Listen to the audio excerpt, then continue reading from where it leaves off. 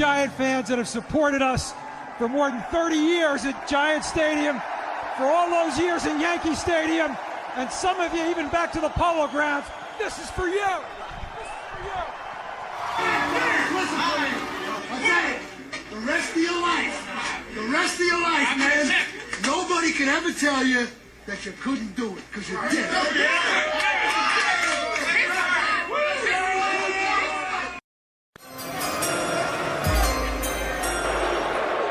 With the second pick in the 2018 NFL Draft, the New York Giants select Saquon Barkley, running back, Penn State.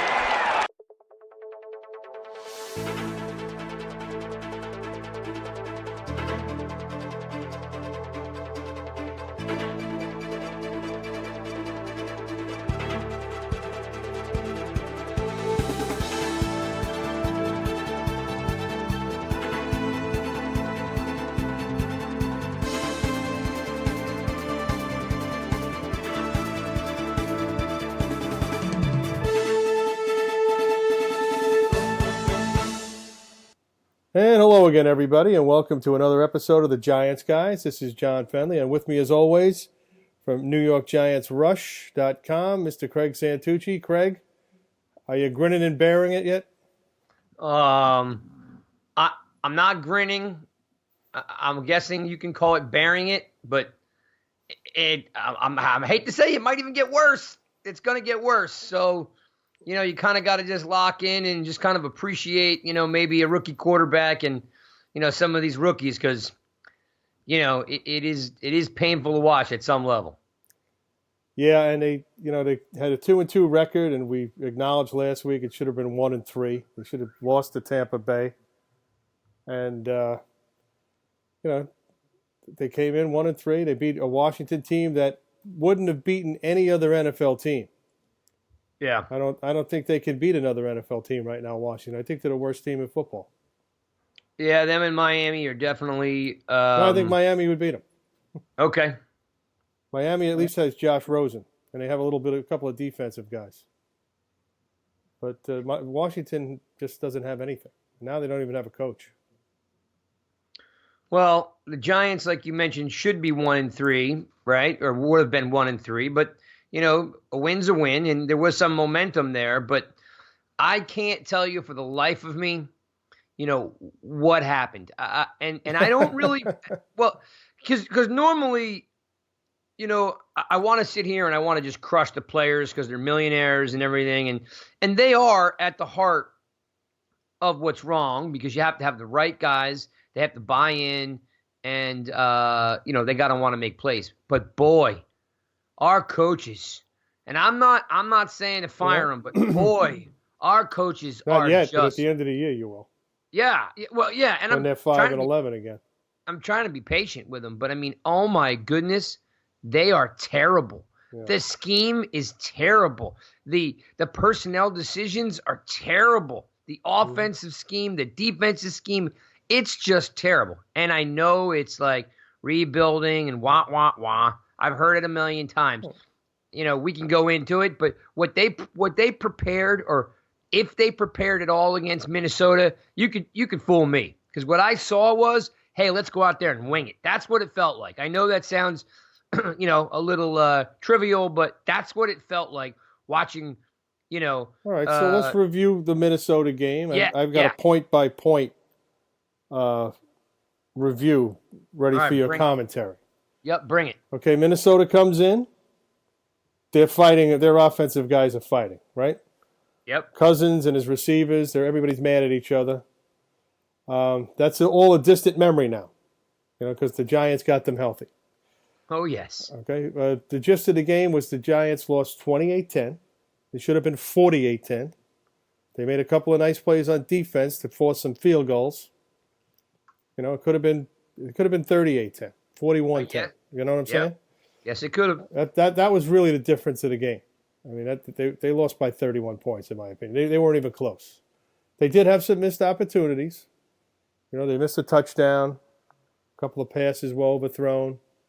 There were some penalties. I don't understand what these officials are looking at. I have no idea. Yeah, well, that's a whole nother topic we But can get into later. Minnesota was called for 18 penalties. They only accepted 12, the Giants. Yep. 17 penalties, I'm sorry. That's a lot of flags on one team, especially a supposedly good team that's well coached, right? Like Minnesota. Yep. And they 112 yards of penalty. It didn't mean anything because they had over 490 yards of offense, so it didn't mean anything. And by the way, it felt like a 38 to 10 game because I kept looking up at the scoreboard saying it's only 18 to 10. That's right, but it should have been, much more than that. Yeah. All right. The offense. Barkley's gone. He didn't play. Nope. Gorman goes down in the first quarter with a concussion. Yep. So now they're left with Hilliman, a rookie. And, we don't even know what he could do. And Penny's a fullback, although he says he's a halfback or tailback. But still, they didn't do anything. Giants couldn't get any push on the running game. Jones was under pressure the whole game. Right? Sacked 4 times. Hit 8 times, from what we see in numerous pressures. Yep.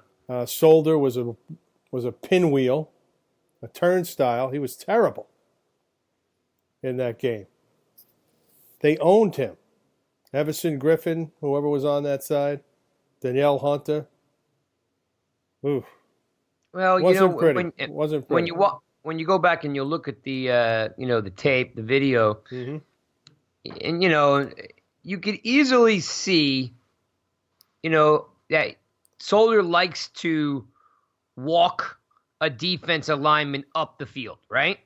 Mm-hmm. He lets the defensive guy basically take himself out of the play, right? Right. He gets going vertical up the field, and Soldier just rides him out. But soon as you get a guy with 1 or 2 inside moves, Soldier is just lunging, reaching, missing, whiffing, and all of a sudden he becomes like a really bad tackle. Yeah, but now he can't handle the speed rush from the outside either. So that's 2 big problems right there.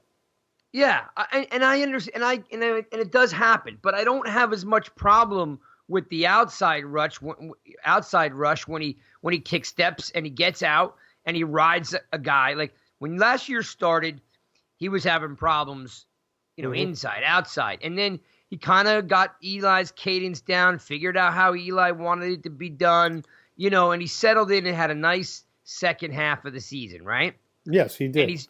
And he's starting off the same way, except that, these teams are putting on tape and they're saying, okay, Solder is really good at, especially the wingspan he has and the height that he has.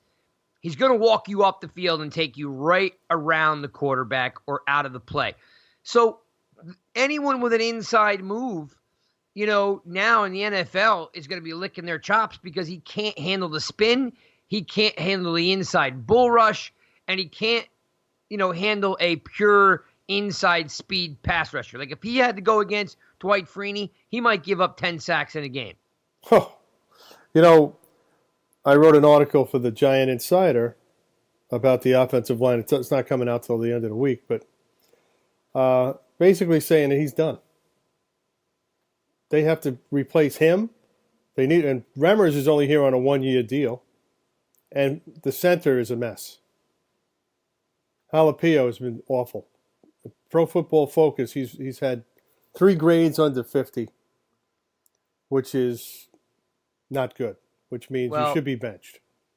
3 out of 5 games under 50. I'm not saying I know better because I do not. But I said this in preseason that they paid Pulley, and he's the one that had all the continuity. P.O. went down in whatever, game 2, game 3, game 4 last year. Pulley played 10-plus games next to Hernandez, right? Yep. They worked well together. Yes. And we remember as soon as Pulley came in and Brown got signed, yes, the running game took off. Yeah. I can't now I think you had said we the both Giants said just let me interject here for a second. Yeah, sure. that Pulley should have been the starter. And we thought he was the starter. And then all of a sudden it was, P.O.'s in. He's the starter. Whoa, what happened? What happened to the other guy? Yeah. And we listen, Pulley's no, Pro Bowl center. But, No. But the guy, can play. He got paid. They say he lost some weight and did a lot of off-season training. Has the continuity with Hernandez, right? Yeah. I'm not really sure why they made the change. It just comes back to what I started the show with. It's another head scratcher by these coaches that just continually reminds me that these guys don't know what they're doing. And look how it's worked out. He's going to have to be replaced now. He's going to have to be replaced this year and beyond.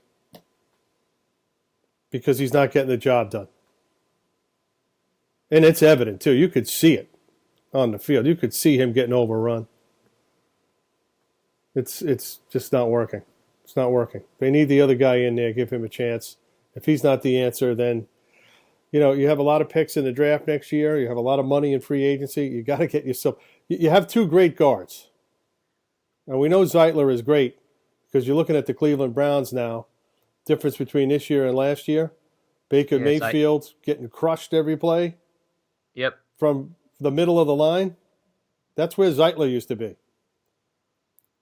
And Peter King said on Colin Cowherd's show the other day, he says that one of the reasons why Mayfield's not doing as well is because Zeitler's not there anymore. They went and got themselves peripheral players, skilled players, and forgot to beef up the offensive line. And that's the one thing you're supposed to do. You get a quarterback. I tell my Jet fan friends, you got a quarterback this year. This year's draft should have been all offensive line. Instead, they drafted a defensive lineman, a cornerback. Hey, what are you doing? You got to help the kid. The Giants have to help their kid now.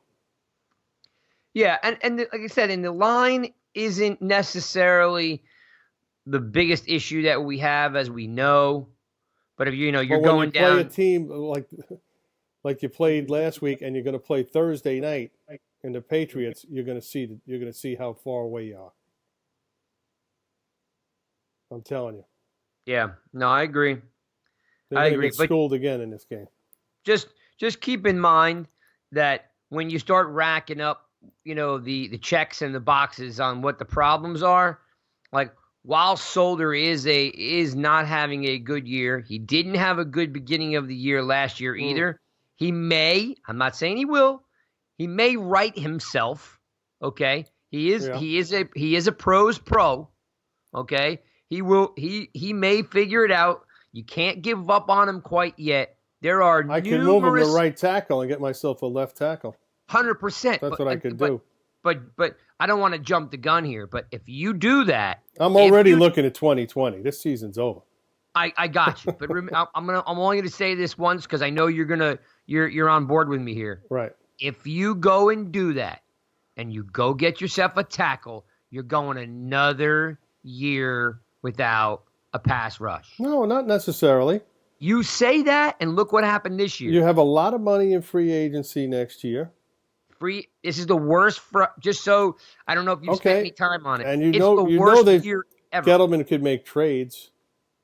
Man, you are. I love you, man. You're the Giants guys all the way, but you're putting a lot of stock. There's a lot that can be done. Believe me. And there's some guys in the draft. You never know where the talent's going to come from. See, that's my thing, though, John. As the season goes on, right, and through the offseason, we'll figure out the talent. But what did we say when we opened up the show? I can't necessarily agree with this management and these coaches to do the right thing. Yeah. No, I agree with you. That's my thing. If you go get a left tackle, right, where are you going to get a pass rush? They'll wind up drafting another cornerback. I have not seen all the opportunities that they have to become better. I don't see them making the right choice. And I don't want to beat it up. I'm just saying that right now I'm leaving Solder as a to be continued type of a player. Okay. I didn't say they're going to cut him. I just move him. Yeah, I'm just saying I'm not ready for that because we got such bigger fish to fry. Okay. let's finish up the Vikings game. The one highlight on the offense was the 35-yard touchdown pass to rookie Darius Slayton, a 5th-round draft pick. Him and Ryan Connolly in the 5th round. That's not a bad 5th round. No. In fact, that not a bad 5th round at all. I mean, for 2 5th-round draft picks to step in and start and contribute like that, just makes it more painful that Connolly got hurt. I know. And we'll talk about the defense now because at inside linebacker, Mayo and Stupar started because Ogletree, Davis, and Connolly are out.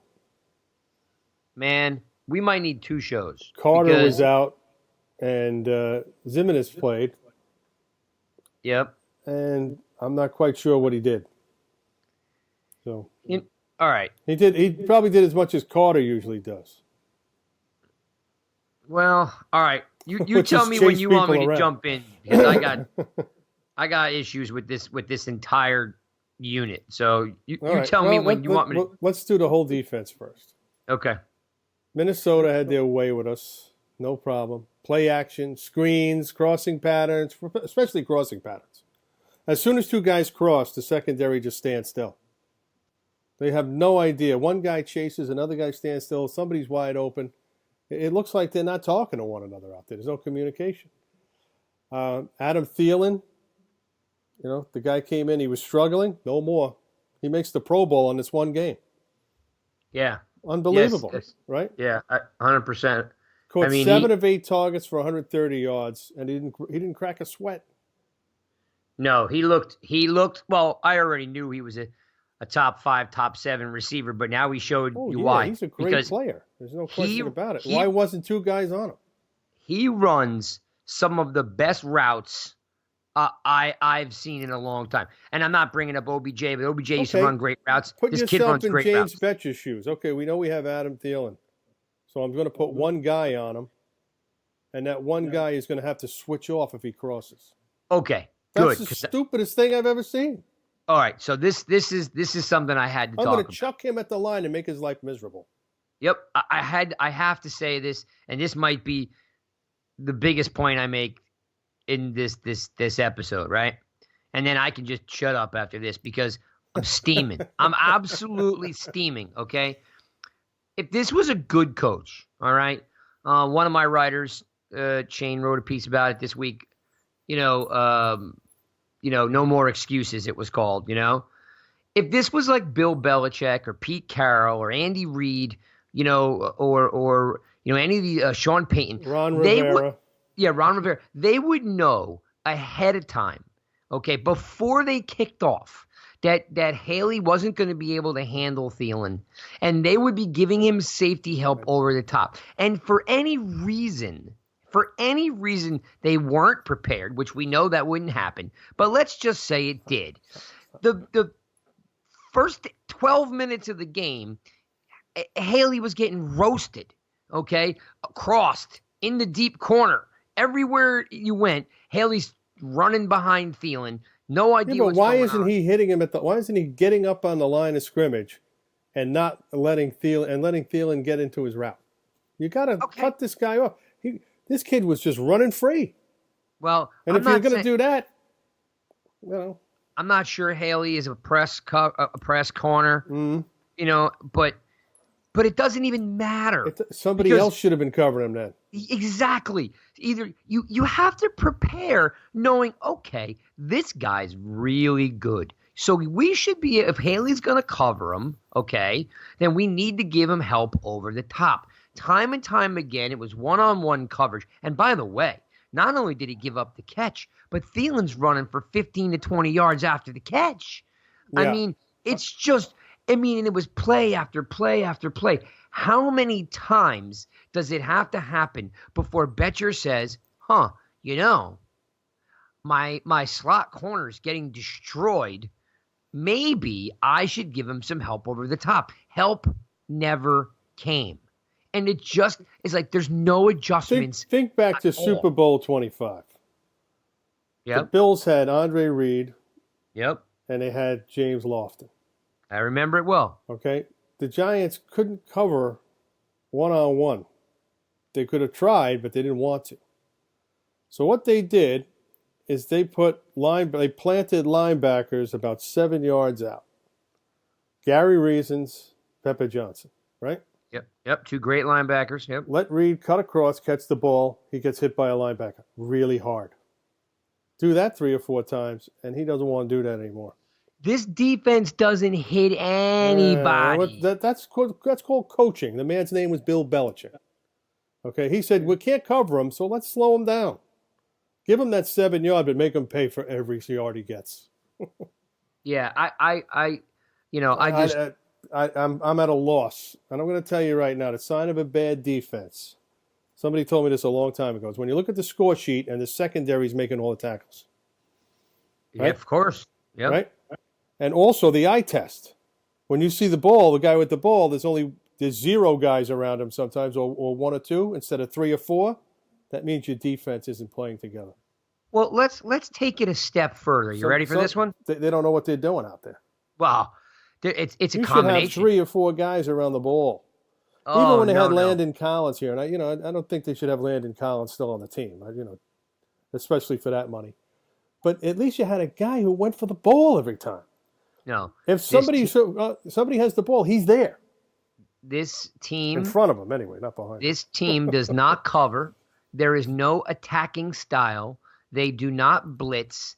There is nothing here like that. There's no continuity. Like there's no aggression. Like there's no profile on this defense. What kind of defense are they? Like they're not known for great defensive backs. They're not known for great pass rush. They're not known for great linebackers because we purely don't have that. So what are they known for? I mean, like it's driving me crazy to watch these guys play soft coverage and watch them just get destroyed. And then here's the thing. Dalvin Cook, by the way, is a phenomenal running back. Right. This guy does not get enough credit. But all I can say is that for the love of God, could somebody put a hat on the guy? No. There were 16 or 17 missed tackles. Yeah, they couldn't catch him. I watched Janoris Jenkins. Okay, I tweeted it out. I literally watched it. I photo snapped it and then I put it on Twitter. Okay, open field tackle Jenkins versus Dalvin Cook. Jenkins comes up on him. I saw it. Yeah, drops his head. So the only thing he's looking at is the top of his cleats. And Dalvin Cook takes his hand, puts it on the back of Jenkins' helmet, and pushes him right into the turf. How are you supposed to make a tackle if you can't see him? I mean, pathetic. Then a little bit later, you were taught to tackle, right? Hips. Well, belt. I will tell you that because of the Seahawks tackling, they are teaching differently now. Where the form tackle used to be, where you put your head in front, and you wrapped up. Right. But with the knees hitting a lot of players in the head, that whole Seahawks tackling, which has been endorsed by the NFL, is now you're putting your head behind the player, more in the back of his hamstrings, wrapping up and then rolling him. Right. But regardless of the technique change, I mean, 5 minutes later, but they didn't even touch him. Forget about technique. You don't even touch the guy. He whizzes right past you.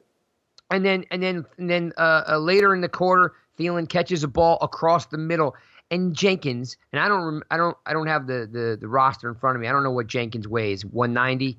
Okay, Thielen's a pretty tall, big guy. Jenkins comes up to him, throws a shoulder at him, and literally bounces off. And if Mayo, wasn't backing up the play, Thielen would have either went another 15-20 or scored. Right. Like, the tackling's horrible. The scheme is horrible. So those just alone, the fact that Haley had nobody to back him up and your starting corner doesn't know how to tackle anybody, right. It's just really, it's atrocious. I don't know how Betcher has a job. Here's how simple it was last week. On FanDuel and DraftKings, in every one of my lineups, I had Cook and Thielen. Why? Because I knew the Giants would have a tough time with both of them, even though they were all struggling coming into the game. I didn't take Diggs. I took Thielen and Cook, and I cashed in on all my lineups. Not a lot of money, but still. I knew to do that. Why didn't the Giants know to do that? That these were the two guys who were going to try to nail them with. And they didn't do anything special to try to counter them. All right, let's wrap this up. Let's wrap up the Viking game. We could beat this like a dead horse. The offense averaged just 3.4 yards per play. Pathetic. That's passing and running. Right? That's terrible. Well, it leaves me speechless. Yeah, the Vikings were 7.7 yards a play. All right, that's more like it. Giants are 8 and 16 on third down. That's not bad, 8 for 16. That's not bad. 50%, you'll take that on third down. I can live with that. But 0 for 3 on fourth down, you can't live with that. Oh, wait. Can we just spend 30 seconds on that? Sure. And 0 for 2 in the red zone. And 0 for 3, right? On fourth down, right? Right. Let me tell you, and I'll go back to the piece that Shane wrote on nygiantsrush.com. If this was McShay or this was Rivera or Reed, Belichick, or Payton, they would have told their quarterback to either go to a hard count or snap it on 2. We should have at least caught them offsides 2 of those 3 times. Instead, yeah, I was thinking that too. We're predictable as always, and we just snap the ball without a hard count, and we snap the ball on 1. I mean, it's just so amateurish. It's so sophomoric. It's like, what are they thinking? Any other good coach would have been in their quarterback's ease. Hey, Breeze, hey, Brady, make sure you're hard counting here, or snap it on 2. We would have had 2 first downs on offsides. Listen, I'm sitting in the lower bowl on the 25-yard line, okay? Their corners and their DNs were just teeing off. I mean, they were literally jumping that snap almost to the point I think I cried out 4 or 5 times, they're offsides, because their timing was impeccable. Yeah. You know what I mean? And if you're a coach and you got a guy upstairs in the booth, you could easily say, hey, go to a hard count or snap it on 2. We're going to get a first down here. But no, there's more to this than you and I can cover, in an hour. Because there is just a dysfunction, in the organization, or maybe there's no accountability. But this is sophomoric stuff that you should just pick up because you know how to coach. Yeah. One of the problems they had on offense was they weren't throwing the ball down the field with any success. That 35-yard pass to the touchdown pass to Slayton was the only completion they had over 18 yards. Yeah, Jones tried to stuff it in a couple times.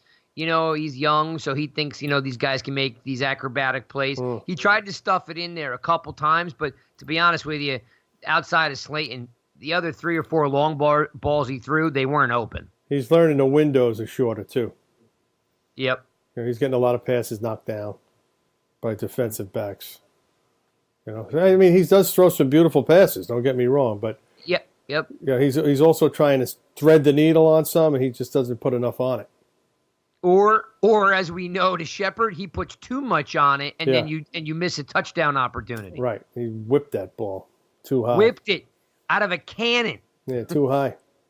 There was a guy with his back turned running towards Shepard, so I think he may have been trying to get it over that guy, but I'm not sure. Have to look at that play again. Well, if you look at that play again, he guns that thing, and to Shepard. Shepard goes up and makes a phenomenal catch, but can't get his feet down. I don't know where else he would have went with that ball. Yeah. Oh, it could have been a touchdown. I mean, it should have been a touchdown. Should have been a touchdown. It makes the game a little closer, gives the fans something to cheer about, but that makes it, 28-17, 38, it should have been whatever. 28-17, still way out of reach because they weren't moving the football. 400-plus yards of offense. Yeah. So here's an interesting stat for you. Last thing, we'll wrap this stupid game up. Yep. Nate Stupar played on 52% of the defensive snaps. Why? They have nobody else. Why? And that's why, Deion Buchanan was let go by Tampa Bay. And like we talked about before, The Giants should just pick him up. He's got to be better than whoever they have out there. Yeah, and in fact, He hasn't been good, by the way. No, well, he played 8 snaps. How good can you be on 8 snaps? Yeah, that's true. I mean, you got to give the guy a break. He played 8. If I'm not mistaken, I think the report was 8 snaps. I think that was just last week, but he's yeah. All right, so I'm going to read you this. He was underutilized in Tampa Bay. Yes, I'm going to read you this, and then we can go into New England. Okay, right. And it's a good segue because we covered it. You covered it on Giants Wire. We covered on NY Giants Rush. That Buchanan's out there. Even you're familiar that I'm friendly on Twitter with Carl Banks. Yeah, I saw all of that today. Yeah. Carl's like, I will pick you up at the airport. He's like, please, the fans, tweet Buchanan and let him know we want him here. So I got right on it right away. I was like, I'm in, Carl. What do I got to do? Because he can make a difference. But I want to read you this one stat. And I want you just to soak in a little bit about the Buchanan, Arizona days, okay? Yeah. This is why I can't quite put my finger on what's going on with this team from a defensive standpoint. I understand they're undermanned. I understand they have injuries. And I understand that, got a lot of young players, okay? But I want to read you this. Are you ready? Mm-hmm. Okay, Arizona Cardinals, under Betcher, allowed the fewest points per rush, 3.67, right, and forced the most fumbles, 60, since 2015, okay? They also had the 7th most sacks during that stretch that he was the defensive coordinator, 121 sacks, compared to the Giants, who only had 85, okay? They were a blitz-happy defense, okay, and had the 2nd highest rate in the NFL during his tenure. What in the world has happened? Okay. Well, he had 3 superior talents on that defense, maybe more. But Calais Campbell, Chandler Jones, Honey Badger. Yep. Okay, I'm with you, and I'm not and denying. Patrick Peterson, 4. I'm sorry, he had 4. Patrick Peterson, forgot about him. And Buchanan. Buchanan in the beginning, yeah. Yeah. So, but my point is this: is the Giants are undermanned and we don't have the talent, but it shouldn't complete. You have nothing to lose. It's a rebuilding year. Let the dogs out. I get it. Turn them on. You alluded to Zemetis not doing anything. Well, whose fault is that? He's a rookie. What's his role? Let the kid do something. Oh, and by the way, I'm sorry, throughout Giant history, one thing the Giants were always good at, okay, they may be a bad screen team, right? Terrible at screens throughout history. But what they were always good at is a safety or a corner blitz. Just do it. What do you got to lose? Right. You're getting burned anyway. Yes. You have nothing to lose. Maybe you create some momentum or find out that, maybe Baker can do it. Or maybe you bring in Love to do it. Or Ballantyne. He's the one has all the Jets. Yeah. So I wanted to read that to you because regardless, we cannot only say that it's just the roster. It's the coach. The coach has put his head in the sand like an ostrich. I don't understand what the scheme is. And, the old fallback is when your scheme isn't working. Okay, the default thing is to go into a zone. It's a terrible thing to do because any quarterback can beat a zone and once they figure it out. But you have to do that to protect yourself from these big plays. You know that. Yep. Almost like a prevent defense. You have to go like a 4-2-5 or something like that. The word is adjustment. It's a horrible way to go, but But the word, John, is adjustment. There are no adjustment. You let Dalvin Cook run over you, there were no adjustments. You just said about how Pepper Johnson and Gary Reasons would be seven yards off the ball, and they would just be tattooing Andre Reed every time he caught the ball. Let him catch it and then lay him out. I mean, our guys don't hit nobody. Yeah. We're not blitzing on anybody. I don't know. Maybe seven is making 30% of the tackles. Yeah, It's awful. And it just screams. And I'm not, listen, if you're listening to the Giants guys, I tend to rant. but I will tell you that it seems to me that the spotlight is too big for Betcher. In Arizona, nobody paid attention what he did, so we just let the dogs loose. And here in New York, I feel that the spotlight may be too big for him. And that's it. I'm done with last week. They got to be holding something back, like you said. In Arizona, that was a very talented defense, and they were in sync. I mean, they do have some talent on this defense. If you watch Dexter Lawrence, he is getting pressure every play. He's winning in the trenches. You're winning in the middle. He's almost unstoppable now. Watch him. Yeah, Watch I think the tapes, man. You were talking about coaching. So it's funny you say that. Sometimes he's so dominant that they're like an offensive tackle. They're just letting him ride. They're pushing him out of the way because he's got so much momentum. They can't push him back. That's why, yeah. Yeah, but that just, again, it comes to coaching. Is anyone telling these guys what to do? You know, I know you just rambled off 6 guys on the Cardinals that were Pro Bowlers or Pro Bowl quality players, but how do we know that Baker Love, McIntosh, Lawrence, Zemenis Carter, Hill, Jenkins, and Golden aren't good enough? Because we're not doing anything with them. Yeah, well, Golden was one of those Arizona guys. You know, it just, to me, you've got to put guys into positions where they can succeed. All right, now you've got a natural in the middle there with Lawrence. Okay, that's a good start. B.J. Hill is a good start. All right, he's not getting to the quarterback, but he's stringing out the run and he's winning his battles too. He actually looked, believe it or not, if you come back and look at the video a little bit, he had some real nice up the gut movement on Sunday. It's just the fact that you're not getting any pressure from the outside, so the quarterback just rolls. Yeah. The issue I think the defense has too is any kind of bootleg or misdirection, they're stuck. Oh my! They never read it properly. Nope. I don't understand how there's nobody watching, spying a quarterback or whatever. It's just, you're right. It's just bad coaching, bad communication. It could come together, and if it doesn't, this guy's not going to be back next year. I almost feel like Shermer has to go into his office and be like, "Hey, we got nothing to lose. Can you go for it?" I mean, because we don't know that that's not happening. Yeah, that's true too. But it just feels like the spotlight's too big for him. He seems to be playing the most conservative defense I can imagine. Did you see how far the DBs were off the receivers on Sunday? That's my point. Why are you playing so passively? Oh my goodness! It's so frustrating because if you score, if they could score 25 points, which they had been doing, right, the prior two games, they could make a couple of stops on defense, which they did.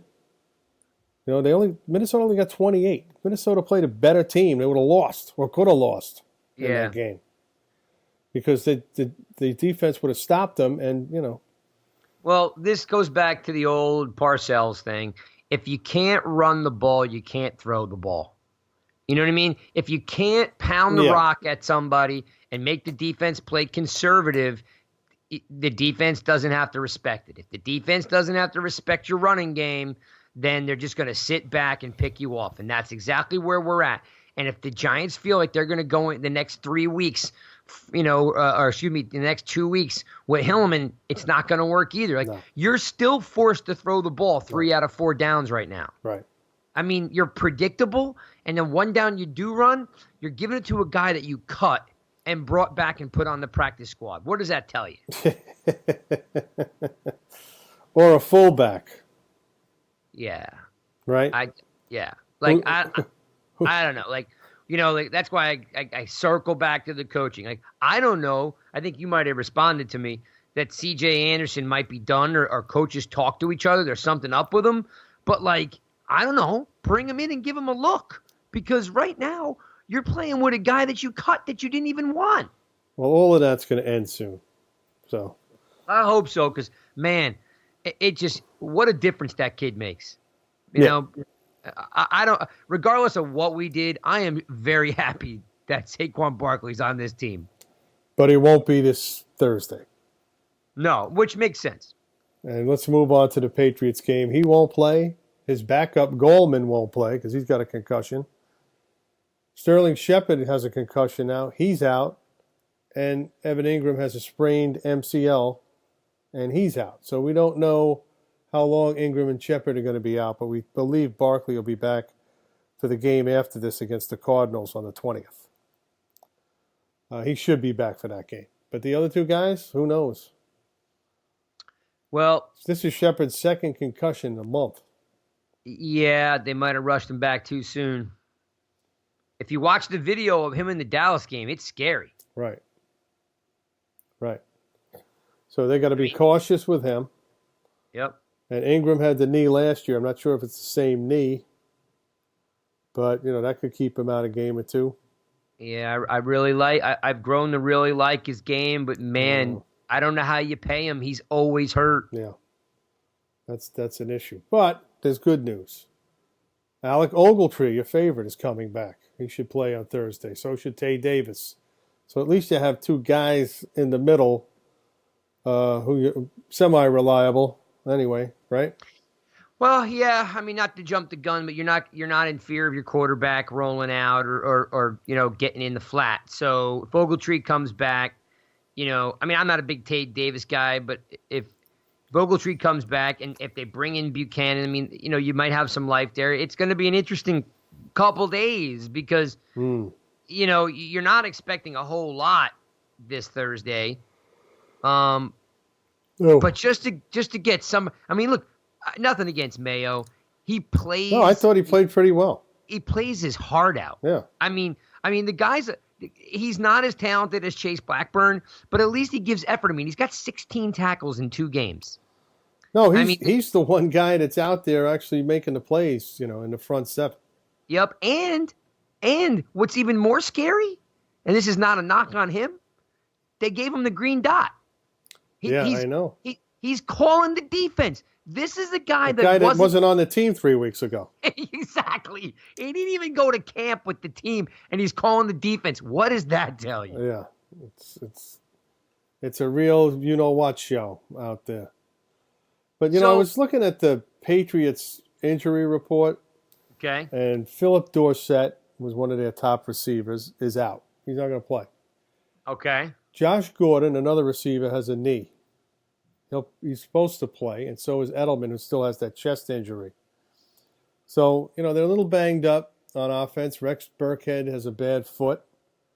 So those are some of their top guys that are hurting. And they didn't struggle against Washington last week, but, like I said, I think Washington's the worst team in the league right now. Well, I would be. But Buffalo made them, played a good game, a 16-10 game. Yeah, well, remember, Buffalo actually has a legit defense. That's true. But I will say, and I hope I can get credit for this one because I'm very rarely right, and I'm hoping I can be right on this one. Okay. So I would have to think that right now, if you're Julian Edelman, you are glued to the tape of Giants Vikings because Edelman runs those crossing routes better than anybody. What do they call it? What do they call it in New England? They call it third and Edelman. Yeah. He's one of the smartest football players I've ever seen. Yeah. So right now, if you want to be concerned, I'm sorry? One of the toughest, too. Oh, yeah. No, yeah. Tough, goes over the middle, reliable, great hands. I'm just saying that, if you want to hang in there at all right now, in the classroom, in the coaching room, they have to be able to find a way to stop Edelman. And Edelman's basically, him and Brady are going to run the same routes that Thielen just ran. Yep. They're going to run the two move stick, and they're going to drag him across the middle, or they're going to post flag him. A couple times. Thielen made made Haley look so bad at the touchdown. By the way, that Thielen caught. There was nowhere for Thielen to go but out of bounds, right? Yep. So if it's all Haley had to do was crowd the receiver, and because he was at the back of the end zone, and instead Haley just dove at him and I think it was Baker that was on him. Okay. Baker just dove at him and let him catch that touchdown.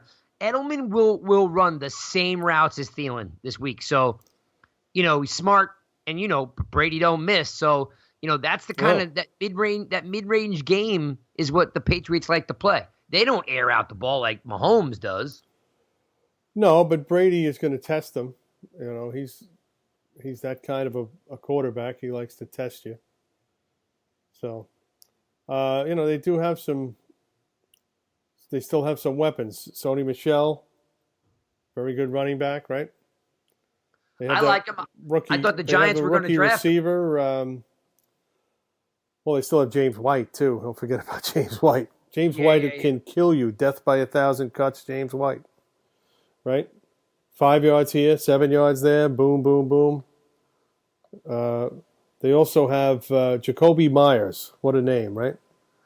Rookie wide receiver who they like. I guess we'll see some of him too. But it doesn't matter. Like I said, Tom Brady can take 10 drunks out of the parking lot and beat you. He can. I mean, he's done it. It's very true. Who's there from 2000 when he first joined the team? Nobody. So and they're still winning. So it's him. The defense is tremendous. It's going to be legendary, historic, right? Yeah, and it's really on the back half. It's more the defensive backs than anything. The defensive backs. Let me get to their stats, man. I want to see what's going on with them. Okay, here we go. Regular season defensive stats. Jamie Collins. Now, he was with the team a while ago, got traded to the Browns, I think, for like a third-round pick, by the trade deadline in the season where he was supposed to become a free agent at the end. They dumped him on Cleveland, if you remember that. Yep. And he wallowed in Cleveland for a while, and then he became a free agent again, and now he's back. And he leads them in tackles, sacks. He has 3 interceptions, fumble recovery, forced fumble. I mean, the guy is, he was number 91 in his first stint. Now he's number 58. So if you see a number 58 out there wreaking havoc, that's Jamie Collins, the same Jamie Collins who was on their Super Bowl teams a couple of years ago. Okay. And then, of course, you have McCourty, Hightower, Gilmore, Chung. I think they have both McCourties, don't they? Yeah, they have both. Okay. This is Jason. Yep. The other one is Devin. But Jason is second in tackles. Then they have Jonathan Jones, Lawrence Guy, Danny Shelton. Those guys are linemen, rotational guys. But they're all good. Van Noy, Doran Harmon is safety. The rookie Winovich from Michigan. Listen, I was a huge Winovich fan. I thought maybe the Giants could have got him in the fourth or fifth round. He would have been guy's got a great motor. Yeah, he wasn't lasting that long. He was a second or third round pick. Yeah, I'm gonna look that up too because I was all over that. Like when we were passing pass rushers, I was like, take Winovich. When he visited teams and at the combine, he was okay. But when he visited teams, he really lit the lamp for a few teams. And for New England to take him like that, I think he's a second round pick. Yeah, I'm looking at that now. They had 3 second-round picks. So they, Dietrich Wise is another guy. They got a lot of. Do you know what? What are they ranked right now? They're first in defense, first in yards, first in points, first downs, third down conversion. You name it, they are just rocking it. But who do they play? Miami, the Jets, Washington, right? And you know what? It's been that way forever. Yeah. The Patriots always get kind of a in season pass with not a whole lot of Giants. Yeah, I mean, like when you play the Jets twice and Miami twice, it's a cakewalk for the Patriots. Yeah, I mean it's pretty much rubber stamping them right to the championship game. But they beat Pittsburgh, not a big deal as we know because Pittsburgh isn't really that good, not as good as they were. But Big Ben was playing in that game, and the other game was the Buffalo game, which was a tough game. But they only give up 10 points. It was enough to win. So that's the story with them this year. And, Belichick says the other day, well, we had our moments. He's still not satisfied. So Just to circle back real quick, Winovich was a third-round pick. Third round. They had 3 second-round picks, as far as I can remember. I don't know. Yeah, he's an East Coast guy. He's from Jefferson Hills, Pennsylvania, 6'3", 255. Yep. You know, guy can play ball. Yep. And a lot of teams were probably just waiting. Oh, maybe we can steal him. But he didn't get past the Patriots. Yep. I mean, dude, Belichick has a huge respect for the Maras and the Giants. Mm-hmm. And I know if the score gets, up there, he'll just pound the rock at them and stop throwing. Is there any opportunity here for the Giants to pick some balls off, or is there anywhere the Giants could, where can they succeed if there's going to be any success? Well, they have to tighten up the defense. Okay, like I told you, they have some guys hurt, the Patriots. Tighten up the defense. They don't really have any burners. Dorsett is out. Yeah. Okay, he's their burner. So they could really challenge the receivers and make, block the passing lanes. Try to get Lawrence up the middle. The Patriots have their backup center now. I think their center's out for the year. Try to get some pressure up the middle. Get to Brady's feet like they always did in those Super Bowls. And, just try to keep the points down. The over-under, I think, is 41.5. And it's a 16 and a 17-point spread. Yeah. How in the world? So not expecting the Giants to do a whole lot in this game. No. Well, again, that's kind of where I was just about to go. Is what can they possibly do without no running back? I mean, it's a short week. Yeah. I don't know. And you have to wait. What do you have to wait? To Tuesday morning for people to clear waivers, right?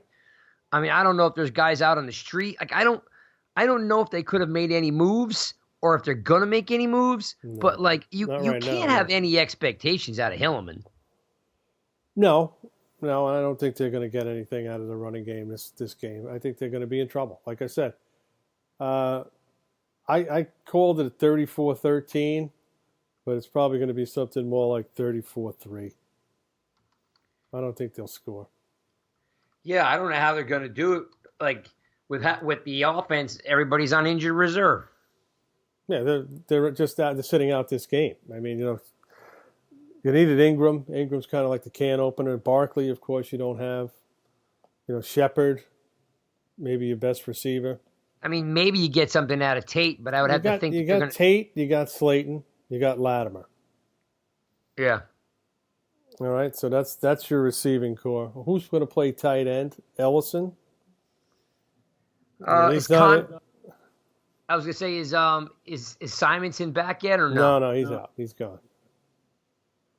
He's not here anymore. He got injured, right? So so he's injured, waived injured, I believe. Okay. So you're looking at a kid by the name of Caden Smith, who they picked up a couple of weeks ago. He may get some action. We'll see. We'll see how it works. Well, Daniel Jones, they're not going to pressure him every play, because I don't think, they're going to need to. They're probably going to put enough pressure on him every other play. They'll send somebody just to keep him honest. Of course, you have to see how the game flows. I don't really know. I just can't imagine how they're going to do this against this defense. Nobody's been able to. And, given the competition, I mean, who's really pressed them so far? The Bills. The Bills, that's about it. But the Bills don't really have any major league weapons, receivers. No, you just Josh Allen can throw the rock, so they've got a receiving core by committee. Brown, Zay Jones, guys like that. Some decent receivers, but they don't have any stars. I mean, and the Jets. Forget about the Jets. Forget about Miami, Washington. In Pittsburgh, they didn't have Brown, but they did a good job against them. So I don't see how the Giants can stretch the field or try to stretch the field. Maybe Slayton. I don't know. This is going to be a tall task. It is a tall task, but and this comes back to what we said before about the coaching. There's a lot of Twitter GMs out there, and I do it myself plenty of times. But the three opportunities you have are Slayton and Tate and Ellison. Yeah. We've seen in the past, and in case you're new to the show, or you're got hit in the head and you have memory loss. I mean, there's plenty of times that That would be us. Yeah, that too. Yeah, that is very accurate. They don't use him very much, but I've seen Ellison get 10, 15 yards down the field when Eli rolls out. Well, you got the RPO and you got a mobile quarterback. He should be able to roll out and hit Ellison in the flat for a little bit, and maybe then they can stretch it with Tate and Slayton. You have to want to do it. That's the thing. I saw somewhere on Twitter, and I'm not even sure what game it was, if it was Detroit or Green Bay, about how the quote was, "I just kept running the same play because they couldn't stop it." So that's old Sandlot. You know what I mean? If you can't beat it, I'll just keep running it until you do. So if the Giants could find, maybe Ellison in the flat, or maybe even like something a little bit of hokey, like maybe a reverse. Like maybe a reverse with Slayton and Tate. Like, they're gonna have to be creative. If they go at it just straightforward, New York Giant football, like predictable, yeah, it could be 38-3, no doubt. Yeah. Yeah, I just have a bad feeling about this game, and a lot of games going forward too.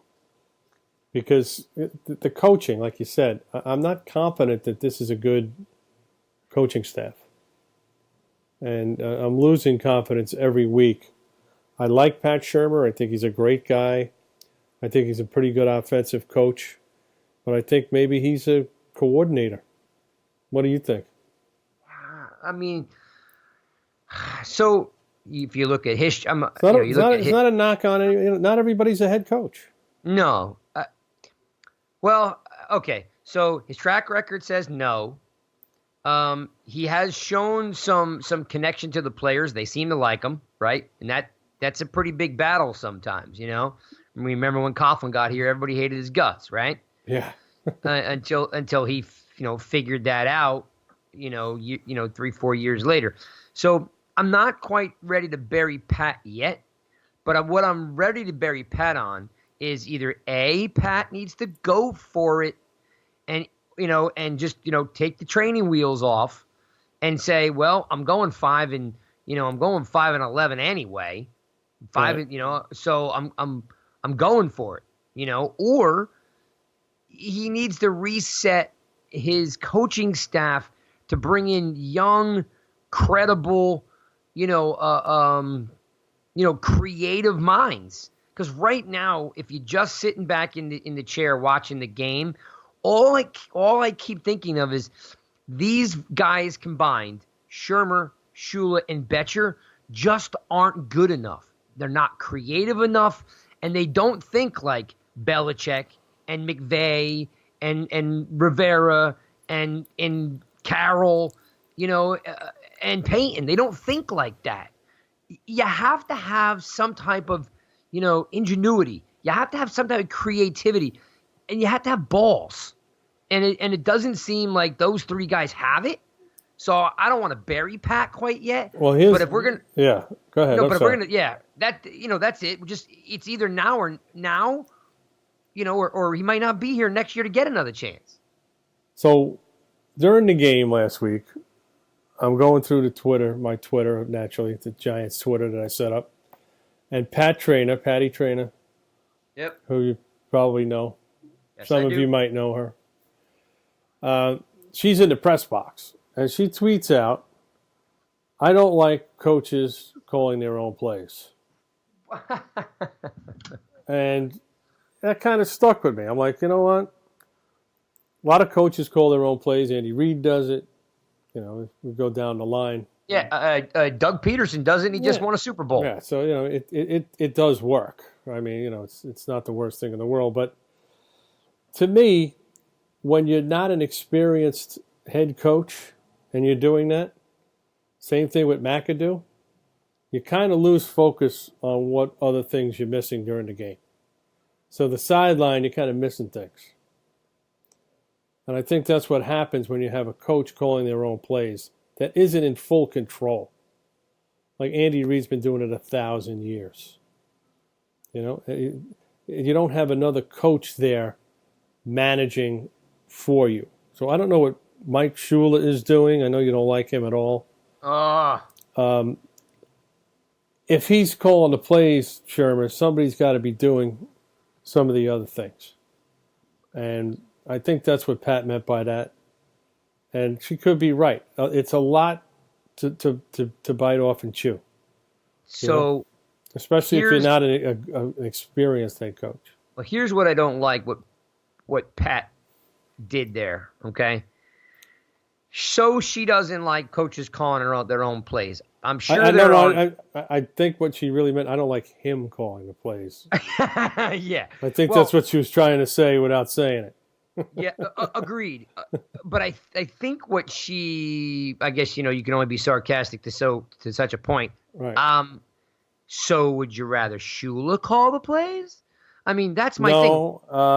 Mike Shula is a loser everywhere he goes. I know. He's never been a head coach for a reason. And when he coached Alabama, okay, he was 26 and 23. Yeah. Okay, he's never been a good head coach in college. He's never been asked to be a head coach in the pros. So even though we're not in love with maybe Shermer calling the plays, you want Shula calling the plays? I'm going to take it a step further and say I don't like the game plan that Shula that implements and gives to Pat to call. Because Pat's not creating – see, people keep forgetting how much responsibility a head coach has during the week. Shula's job is watch the film, implement the new offense to your offense, get in the classroom, get them to understand what you want, watch the film, and hand the playbook over to coach and let him bless it. I think part of it is you're not getting the firepower from the offensive coordinator. Yeah, I agree. All right, we only got a couple of minutes left. There's something I wanted to bring up to you that a lot of people have been asking me about. All right, bring it. Because they know that I was a big fan of the trade with Cleveland when it happened. It's one trade now. It's not two trades. It's one trade. It's Vernon and Beckham for that package of guys, right? Yes. It was two trades in the beginning, but when they traded Beckham, they reversed the picks that they flipped on the first trade. So when they reported it back to the league put it in as one transaction. So it's Vernon, who's doing nothing in Cleveland. Hello. And Beckham, who's getting less and less targets every game now, and is probably about to explode, right? Correct. In the media or whatever, the three beat writers they have. And Colin Cowherd said this week he thinks that Cleveland should retrade Beckham because they're not using him properly. Okay? They need a lot. They need offensive linemen. They could use some other players at other positions. And Mayfield is not as good as people thought he was coming into this season. He's not as fast. Well, he put on a lot of beer weight. Yeah, I think something's up with him. But I think we make that trade again. I would make that trade again. Other people are saying, well, where would have never made that trade? I said, I think that was a good trade for the Giants. Okay, well, they ate a lot of money, dead money. We know that. That was the only problem I had with it is you got to eat all of that cap space. I don't want to be Rumorville, but I know people listening to the Giants guys want something juicy, right? Yep. There is talk down here in the South Jersey, Philadelphia area that Howie Roseman has reached out about trading for Beckham and that he could go to the Eagles. I believe that. That could be completely malarkey, but that is what people are talking about now, that there are three teams that have either inquired or, are on the radar. The Eagles are one of them. Yes, they are. Who do you think the other two are? Maybe Pittsburgh. Nah, I don't think Pittsburgh's going to go in that direction. Okay, then I would have to lean on it's got to be a contender. Packers. Is that the kind of move the Packers make? I don't know. I can't figure out who the other two teams are. I know who you're talking about, but the Rams had their chance and they passed on it. They don't really need receivers anyway. No, Cooper Kupp's back. Yeah, so I thought San Francisco was one of them. Okay, that makes sense. And that would really put a nail in the coffin if they could get him. But do they want him? That's the thing. And Buffalo has wanted him before, so we'll see. Buffalo's a team, like we said, they have an average receiver group. They could use a guy like him. Love him or hate him, if he goes to the Eagles, I may have to never watch football again. But what are the Eagles going to do? They still have Deshaun Jackson. I know he's out, but they just got J.J. Arcega-Whiteside, Jeffrey, Aguilar. I mean, where is he going to fit? Well, unless they trade one of those guys for him.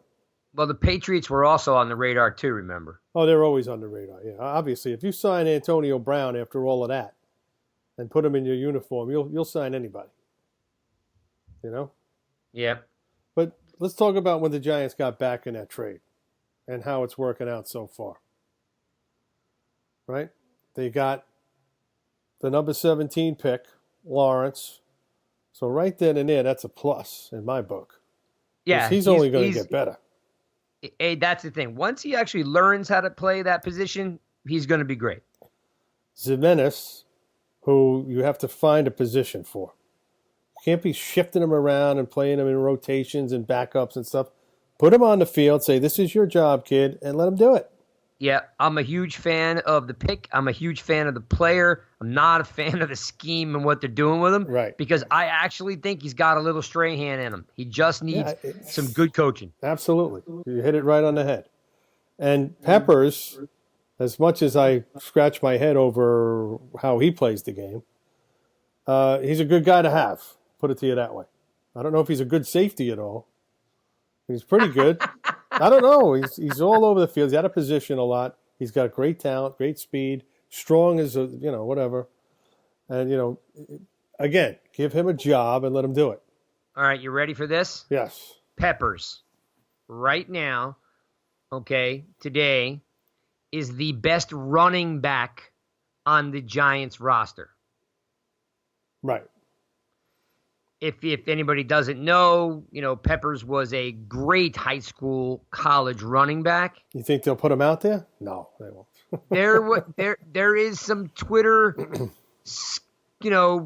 discussion about giving Peppers the ball. And if you want to have some fun, YouTube it.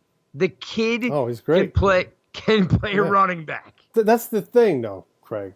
He can play a lot of positions. But he's not great at any of them. Well, he's the jack of all trade and master of none.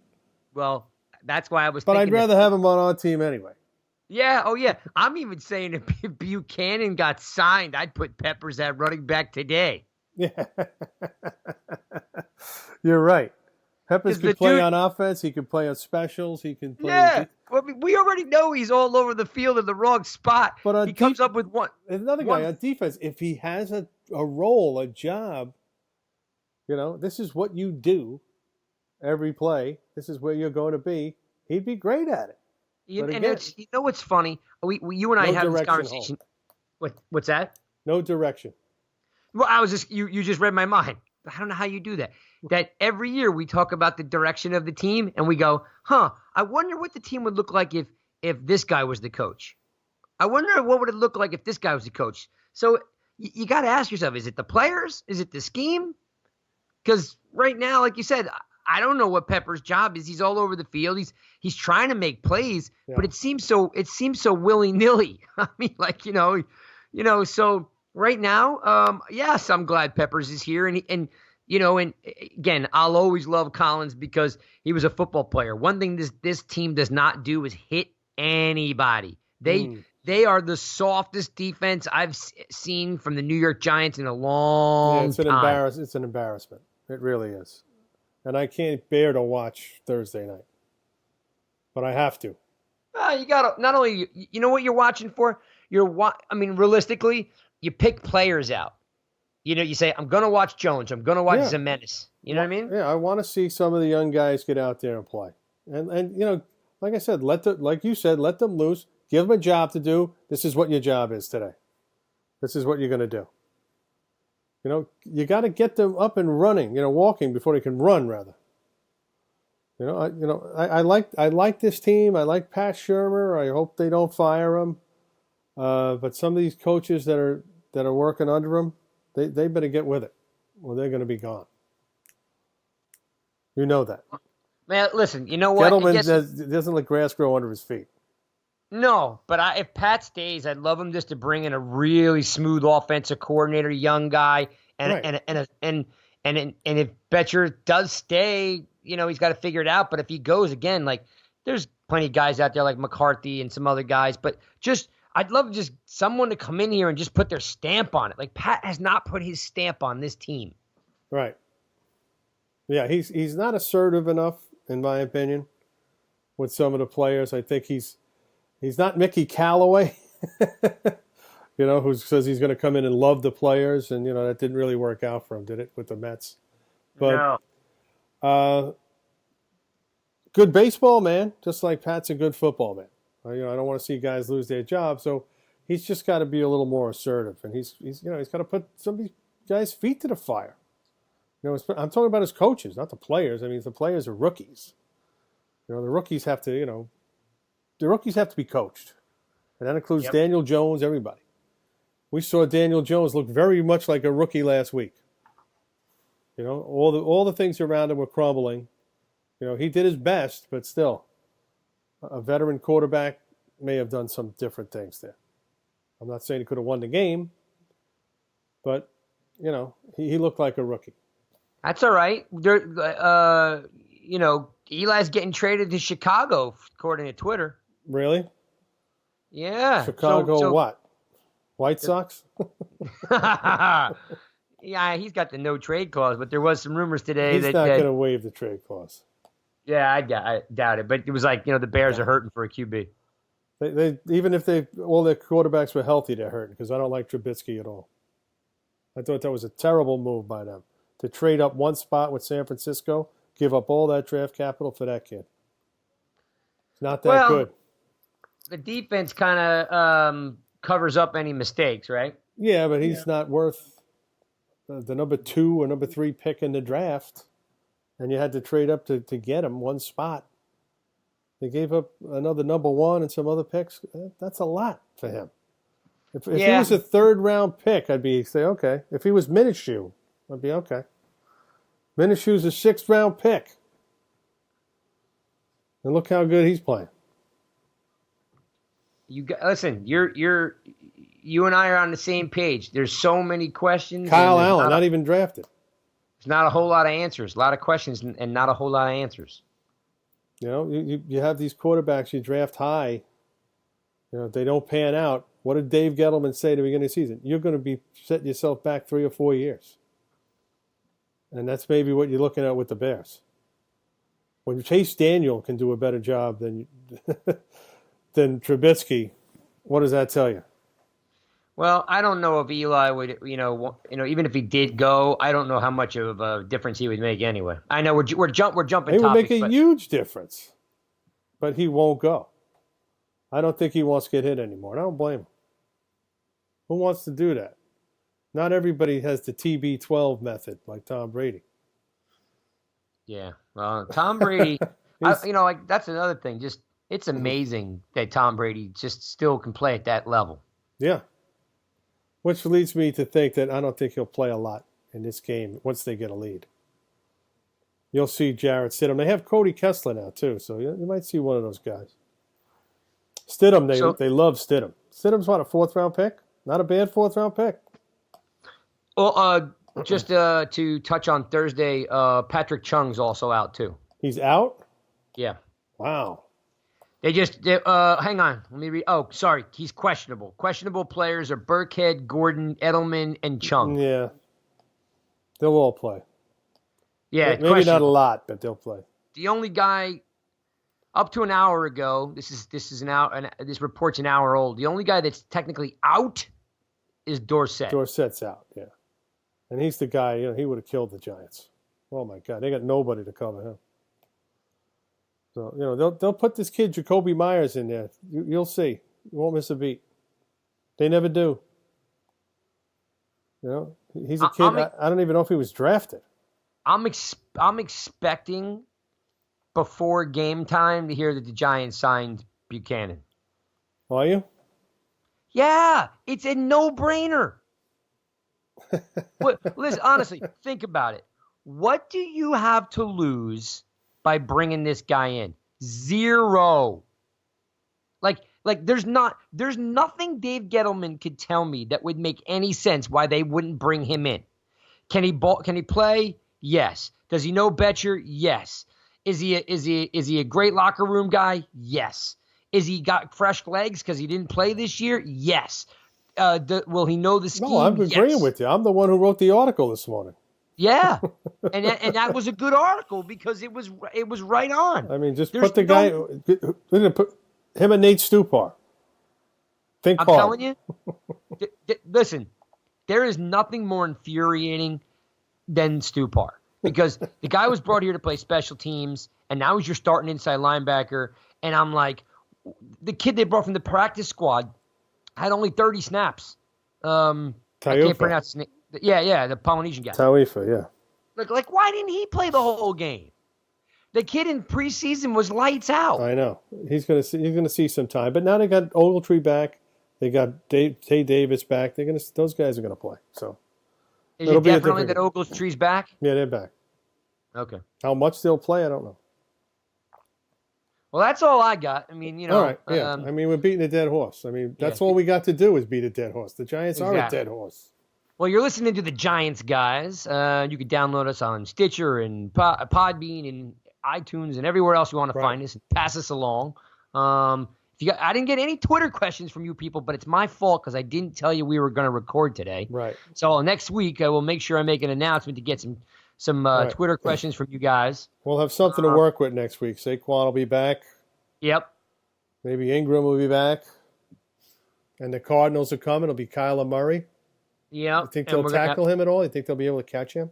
No chance. He'll be running all over Patterson Plank Road. He'll be the leading rusher on the team. It's hilarious to watch him. He's so small out on the field. Well, I hate to say stuff like this because I don't mean it, but just I want someone to just tattoo him one play. It's hard to catch, man. You're not going to be able to line him up. Yeah, he's a great athlete, no doubt about it. If you hit him, he bounces around. I mean, he stays on his feet. You hit him, he flips over and he keeps going. Yeah. He's a special talent. I don't know if he's an NFL quarterback or not. You got to give a guy 2 years. Like I said, look what happened to Baker. They're a very interesting team to watch. They're fun to watch. Yeah, well, Betcher should want to, show the Cardinals that, what they're missing. So we're hoping he gets this together in the next 2 weeks. Yeah, I hope you're right. All right, folks, that's it for us this week. I think we went a little over, but,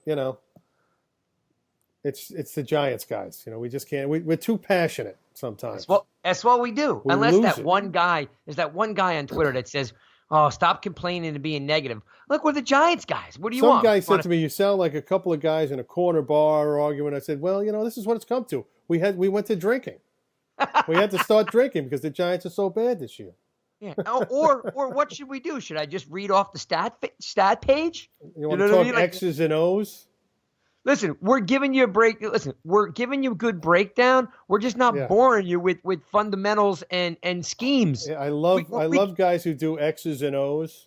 They've never been coaches, never taken a shot to the solar plexus. Yep. You know what I'm saying?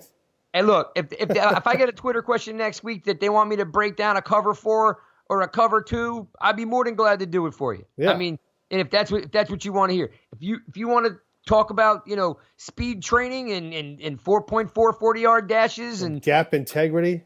Yeah, if you want to talk about that, we'll talk about that. But you send me a tweet that says, please talk about, this. And I'll talk about it. I got no problem with it. I just try to keep it light and entertaining and, like where they can improve, what we're seeing.